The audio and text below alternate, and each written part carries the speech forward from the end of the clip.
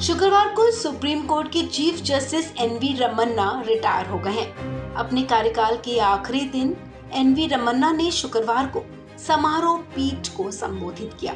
अपने संबोधन में चीफ जस्टिस एनवी रमन्ना ने अपने कार्यकाल में जल्द सुनवाई के लिए मुकदमों को लिस्टिंग कर पाने के लिए अपने आखिरी समारोह पीठ में क्षमा मांगी।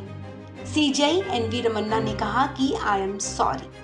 जस्टिस रमन्ना ने समारोह पीठ को संबोधित करते हुए कहा कि 16 महीनों में सिर्फ 50 दिन ही प्रभावी और पूर्णकालिक सुनवाई कर पाया हूँ।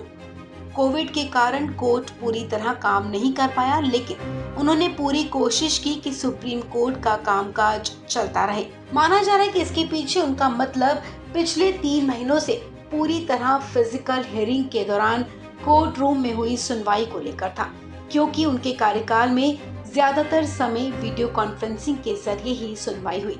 सीजेआई रमन्ना ने कहा कि मुझे खेद है कि मैं मामलों की लिस्टिंग और पोस्टिंग पर ज्यादा ध्यान केंद्रित नहीं कर सका। आपको बता दें, इससे पहले एनवी रमन्ना ने सुप्रीम कोर्ट के कर्मचारियों के काम की तारीफ की थी। उन्होंने कहा कि शीर्ष अदालत के कर्मचारी एक अदृश्य शक्ति हैं जो न्याय देने में संस्था की मदद करते हैं।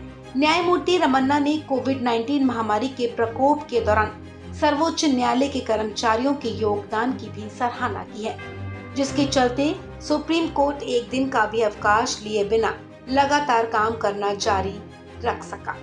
उच्चतम न्यायालय कर्मचारी कल्याण संघ के द्वारा आयोजित सम्मान समारोह में न्यायमूर्ति रमन्ना ने कहा कि पिछले 16 महीनों से भारत के प्रधान न्यायाधीश और 8 साल तक शीर्ष अदालत के न्यायाधीश के रूप में काम करने का उनका अनुभव अद्भुत रहा है।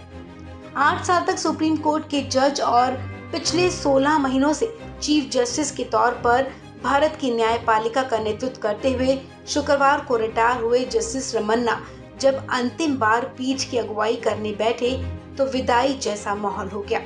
सीनियर एडवोकेट दुष्यंत दवे तो ऐसे भावुक हुए कि कई मिनटों तक उनके आंसू नहीं रुके।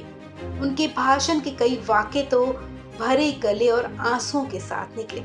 बस इतना ही सुना गया कि आपका कार्यकाल जबरदस्त रहा। आपको बता दें, जस्टिस एनवी रमन्ना अपने कार्यकाल में कई मायनों में याद रखे जाएंगे, जैसे कि कार्यकाल के दौरान सबसे ज्यादा यात्राएं करने वाले, सार्वजनिक समारोह को संबोधित करने वाले, हाई कोर्ट और सुप्रीम कोर्ट में सबसे ज्यादा जजों की नियुक्ति कराने वाले सीजेआई के रूप में उन्हें याद किया जाएगा। उनकी बेबाक भाषण शैली की वजह से ही लोग उन्हें स्पीच जस्टिस ऑफ इंडिया के नाम से भी जानते हैं। इस खबर में फिलहाल इतना ही। तमाम अपडेट्स के लिए आप बने रहें वन इंडिया हिंदी के साथ।